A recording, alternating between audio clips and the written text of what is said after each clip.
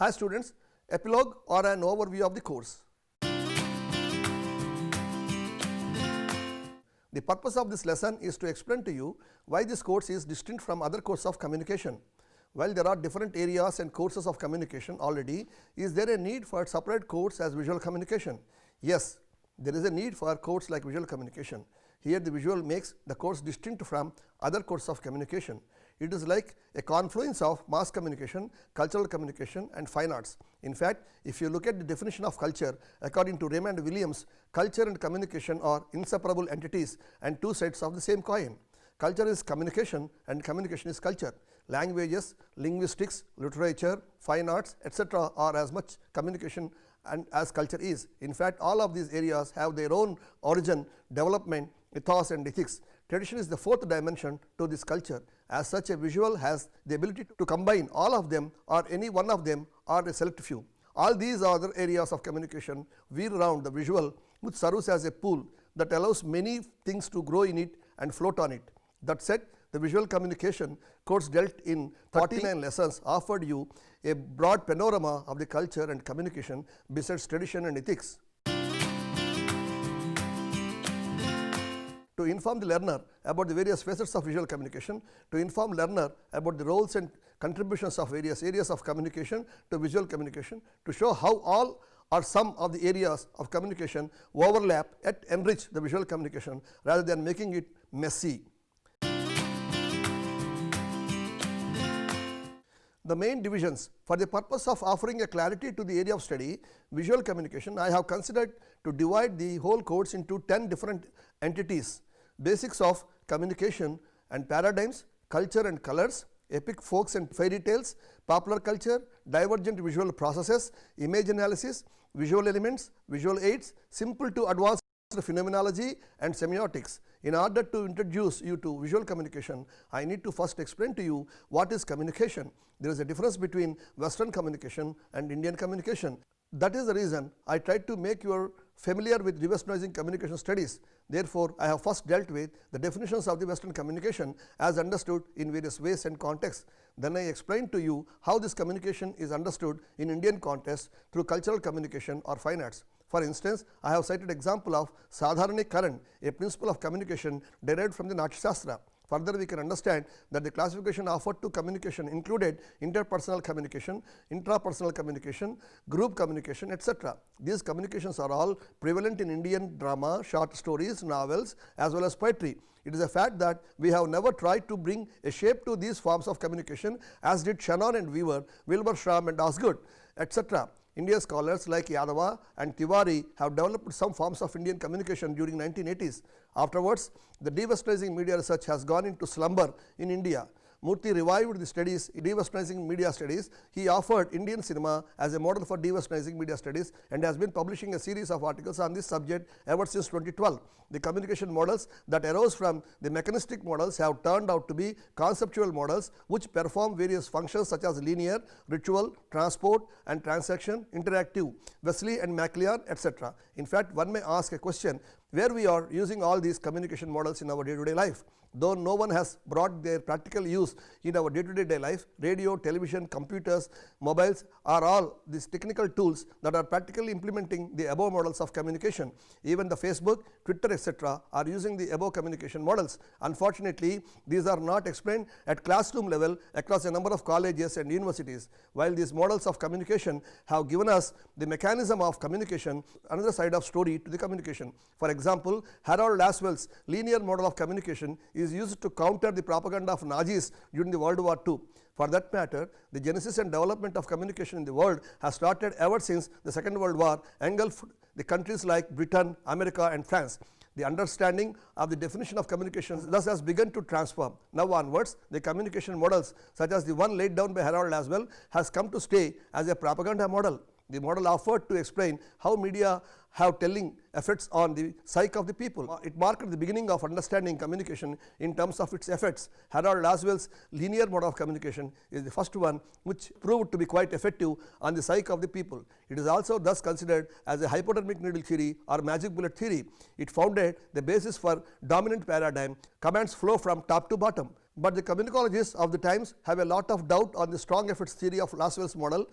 Soon, Paul Lazarsfeld has come up with a theory called minimal effects, in which he suggested that there is no direct effect of media on the psyche of the people.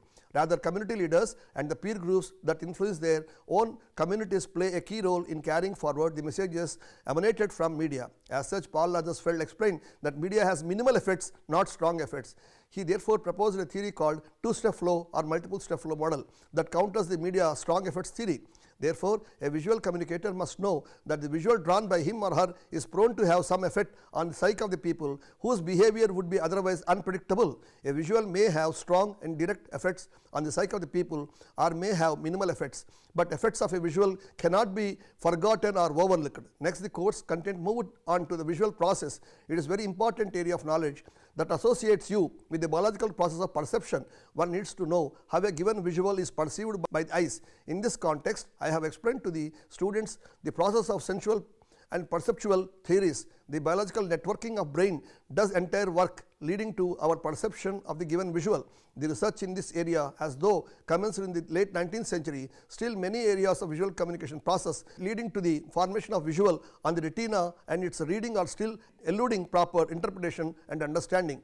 Though initial work has begun with the literature and linguistics, I mentioned scholars like William James, gestalt psychologists Max Wertheimer, Wolfgang Kohler and Kurt Kofica and J.J. Gibson have offered early insights into this area of research. However, the work of Roger Sperry on split brain research, along with two others, David Hubel and Torsten Wiesel, have won the Nobel Prize in Physiology and Medicine in 1981. Similarly, others such as Michael Gazzaniga, Joseph Ledoux, Antonio Damasio, Semir Jekyll and Steven Pinker, among many others, has led to expand our knowledge of brain that led to the study of visual communication study in the 21st century. After years of painstaking research, scientists have come to some understanding of the perception theory.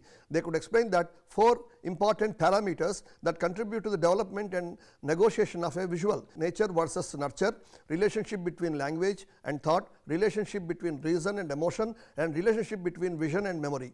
The scientists have now some knowledge of the visual processes. According to them, the emotional learning occurs first that preframes attitudes, thinking and behavior. Emotional templates serve as a basis for perceptual anticipation of the future, and although reason and emotion play crucial and inseparable roles in the perception at various times, when emotion can and does function at the expense of reason, they were of the view that emotional learning that goes with the media experience is both unconscious and peculiarly indelible. In terms of visual perception and cognitive systems, neurological scientists have found that networks of the nerves coordinate one another to send signals to amygdala en route thalamus. It must be borne in mind that a person's response to a visual is not based on any systems of logic or rationality. In fact, through this lesson, I tried to inform you that visuals get processed and they form the basis of a future action without passing through consciousness. Therefore, the children and the youth get emotional and become susceptible very quickly in the way they imagine and act. Next most important area to understand is how an analysis of image is done. One can analyze and evaluate a visual image communicates. Rhetorical analysis, elements of analysis, organization and placement, style and content and source are the milestones that lead one to analyze an image. The critical factor is the context within which relations are observed regarding analyzing a visual image. Visual perception is given to noticing change, but such change is always relative. It is the relationships among those cited that provide the clues in the shaping of a visual perception. Scale is only important when it indicates difference between things within a context. When, for example, we expect a telegraph pole to be taller than a person. In this sense, seeing is a visual activity which has been well documented in the works of Merleau-Ponty. I have also tried to explain the role of colors and how they help artists and scholars of visual communication to interpret a visual, or how to compose a visual that offers grandeur of Indian ancient and modern society. Indian art and the application of colors are ancient and is traditional. The colors have unique significance in Indian traditions and culture. In other words, colors play a dominant part in Indian aesthetics and decoration besides ornamentation. In a couple of lessons, I tried to signify the role of colors in Indian context in terms of political ideologies, religions and fine arts. In fact, Indian painters have developed unique ways of preparing colors from the leaf extracts, root extracts and other accessible sources such as flowers and fruits, etc. In addition to primary colors, the artists used a number of additive color combinations to bring a kind of unique charm and appeal in the paints and canvas. The colors reflected the popular mood of Indians living across from Kashmir to Kanyakumari. The colors weaving into fabric or textiles has gone into paints on canvas and vice versa. The colors have religious and social appeal. The other fine arts such as sculpture, drawing, dancing and drama have also had the eye of an artist drawing, painting on a canvas in colors. The role of colors has its own significance in advertising and lifestyles. Even these colors signify the corporate identities besides being symbols of emblems, logos, etc. The black and white silhouettes or color silhouettes have become a very historic aspect of color display in advertising and modeling. The corporate identity of the colors has run into its products as well. Colors have become identity of corporate sectors in India. Even the same is the case with the lifestyles such as suits, Punjabi dresses, South Indian dresses, etc. Colors vie with each other in the minds of buyers or customers for matching the colors of their dresses, be it blouse and sari or chudidar or paisama. The Indian epics have their own addition to colors. From the description of gods and goddesses, the clothes they have worn or adorned have color specificity. The portrayal of epics on canvas, on temples and on art sheets is color centric. For over centuries, the traditional portrayal of gods with color specificity is in vogue in Indian traditional portrayal and paintings. Even folk traditions have reflected colors in their portrayals. The traditions of kings, royal courts, the decoration of royal palaces, its walls, etc. are done with portrayal in different colors. So far, the study of visual communication has not drawn much theory. In the past, I have offered only perception theory to offer you how a painting or a visual is understood by the human brain and how the neurological networks enable the process. While those studies offered some hints about how the image reaches mind from retina and how the visual image is analyzed, a totality of visual perception is still far away, but in the rest of the part of the lesson, I have offered theoretical anchoring for the course visual communication. Visualization theory is one such theoretical support a student of visual communication must have access to. It raises fundamental question with which I have begun this lesson. First of all, whether the course visual communication has an independent existence. In order to be an independent branch of knowledge, it must have its own theoretical anchoring. Any newly established branch of knowledge must have a theoretical anchoring without which the subject will not last for long. So, the lesson visualization theory attempts to establish what kind of theoretical anchoring is possible for the independent existence of the course. Taking a rhizome analysis, Moriarty and Barbatsis have attempted to show that visual communication can be compared to a budding rhizome from which different branches shoots off. While rhizome keeps growing horizontally, they have observed that visual communication stands at the intersection of several branches of knowledge and allied to visual communication. They also argued that from the respective theories of those branches, some of the offshoots overlap to form a kind of theoretical anchoring for this branch of visual communication. The authors also argued that mere such overlapping is not enough. By continually researching and reworking, one might be able to develop an independent theoretical anchoring for this subject one day. In other words, as of now, theoretical support for the visual communication is from its allied fields, not from its own rhizome. Thus, for the first time, you have got to know that you are at present studying a subject whose theoretical anchoring is yet to find its moorings. Therefore, in the next few lessons, I have offered a variety of theories which have either direct or an indirect impact on or link to visual communication. Before that, I have given you the taste of understanding what a popular culture is. Popular culture is also known as pop culture. Popular culture is generally recognized by members of a society as a set of the practices, beliefs and objects that are dominant or prevalent in society at a given point of time. It also encompasses the activities and feelings produced as a result of interaction with these dominant objects. Heavily influenced by the modern mass media, this collection of ideas permeates everyday lives of people in a given society. It is considered as an urban product. It is thus considered as high culture too. A postmodernist approach to popular culture would no longer recognize the distinction between a high and popular culture. I have earlier explained the portrayals of epics, folk tales, etc. as part of visual communication. The same folk culture also turns into pop culture with the technological innovations offering a new lift to the folk arts and folklore. TV and films have become the greatest platforms for flourishing of pop culture in Indian society. Advertising is another area where visual communication has multiple roles to perform. Mere designing of an advertisement speaks the immense involvement of several national, regional and local traditions and their relationship to the product. Visual communication in advertising can be in many forms: print advertising, radio advertising, television advertising, and advertising through hoardings, billboards, pamphlets, brochures, and leaflets. All these varieties of display of advertising demand a lot from the brush of a visual artist.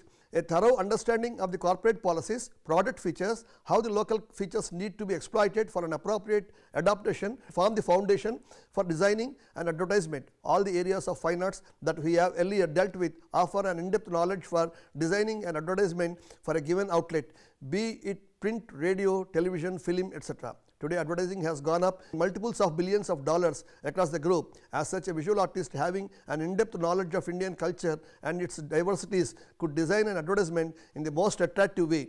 In fact, visuals in India are traditional, ancient and modern. They have been there for long, either as paints, canvas paints or wall paints or as sculptural paints, but there is no such serious antiquity to the visuals in the West. We have visuals of modernity more than postmodernity. Indian art such as drawing and paintings do not offer much space for postmodern art, but in the West there are no comparable traditions with the Indian epics, religions, cultures and traditions besides literature and the richness of regional languages, given that the postmodern art has occupied the center stage of interpretation for visual communication. As a visual artist, if you do not have an aesthetic sense, it would reflect poorly in your art. Aesthetics are variously understood in the West, but in Indian context, aesthetics can be understood in terms of its ability to invoke rasa and bhava in the viewers, listeners and audiences. While the West reveled with the Ferdinand de Saussure's early linguistics-based aesthetics and its symbolism, Peirce's theory of aesthetics is the only definable aesthetics to the West. On the other hand, India offered far better yet different ways of aesthetics that are more literary, textual, figurative, cultural and traditional. Thus, I have always argued that India has its own definable aesthetics.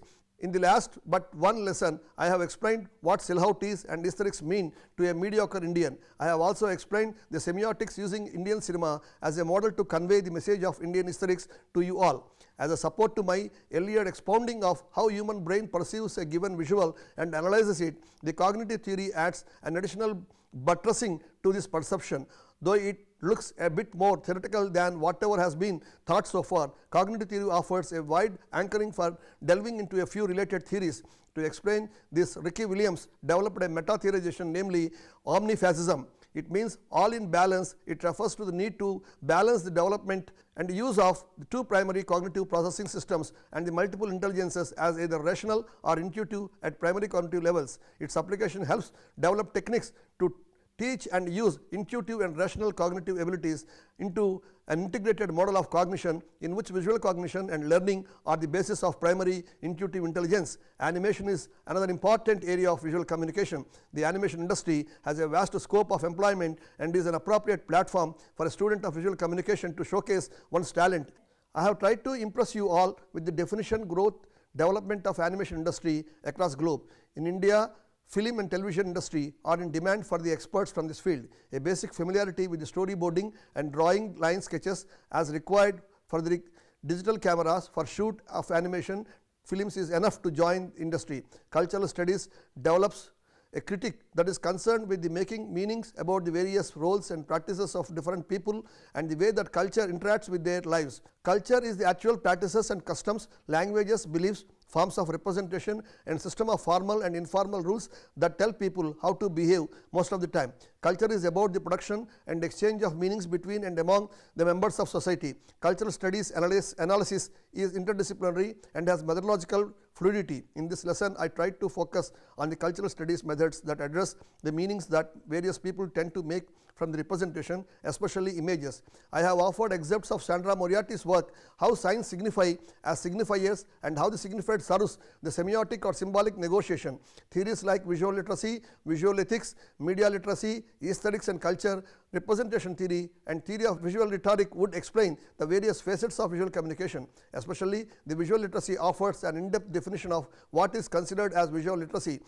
Is it the same as text literacy or word literacy? No. Visual literacy is the ability to read the visual, but will everyone read the visual in the same manner? The question here is quite vital to the student of visual communication. In the Indian context, Indian arts and visuals are text based. It means using the ancient text descriptions, the visuals such as sculpture, painting, drawing are drawn. There is a theory of Indian symbols, semiotics and phenomenology, and based on this parameters, every Indian will be able to perceive the same meaning, but in the Western countries such a situation does not exist. Further, after the West has shifted from modernity to postmodernity, the reading of visual, which is also considered as a text by literary and film scholars, has become quite varied and complicated. It does not happen in India. Visuals both in the West and the East are considered as representations. There are ethics that govern the portrayals. Above all, each visual can be perceived in the context of a speech or rhetoric or political discourse. Thus, a student of visual communication, you would perceive different theories offering different tropes or tangents to comprehend the visuals of communication. When I offered foundational knowledge of communication in the beginning, I tried to enrich it with a top up of Indian culture. Later, I offered expertise for various interpretations and models of visuals in the context of pop culture to advertising. It is closely followed by a number of related theories besides purely professional subject animation, which is a skill oriented and motivating the student in terms of employment opportunities. At this time, I have offered the various visual aids, projection and non-projectional, that student of visual communication need to know as a professional expertise. A visual artist who is employed in any academic or industrial sector need to prepare all these. As such, a little familiarity with all the required visual aids is very essential. The course is purposely devised in such a way that it offers theoretical, traditional and cultural besides skill development criteria. A visual always has some contextual meaning both before and after. It has several identities as you learnt from the foregoing. In addition to those, the visual is to be understood and explained in terms of a narrative. It is the narrative that offers life to the visual. A clear grasp on narrative offers enough leverage to the student to interpret or design a visual in his own way. Finally, I have tried to explain to you the phenomenology and what it meant to the West as well as India. The phenomenology in the West is not similar to the Indian phenomenology. The Western phenomenology in the West is a century and off-old and has quickly moved from the foundationist or modernist era to postmodern, but India's conservative culture and non-plasticity has still allowed the fragrance of Indian phenomenology. I have clearly dealt with the differences between the Indian phenomenology and the Western. I have also explained how semiotics and Indian life are quite anxiously intermingled, especially Indian rituals, celebrations, ceremonies are full of semiotics. Semiotics engulfed India's ancient to modern culture and life. As I suggested earlier, that Indian cinema offers a very ideal model of interpreting Indian semiotics in various contexts of Indian life.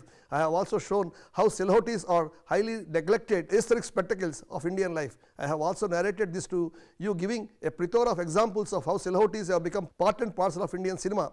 I have also stated clearly that though North Indian Hindi cinema, the so-called Bollywood, has ignored it, still the Telugu cinema from South is widely using silhouettes. I have also shown how silhouettes are used in the context of film on various occasions.